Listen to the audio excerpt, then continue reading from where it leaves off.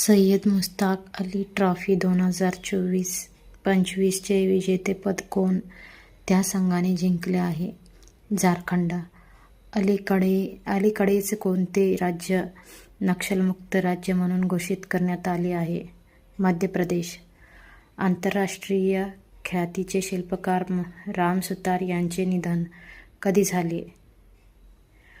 18 डिसेंबर 2025. राम सुतार यांनी कोणत्या वर्षाचा महाराष्ट्र भूषण पुरस्कार देऊन सन्मानित करण्यात आला आहे? वर्ष 2024.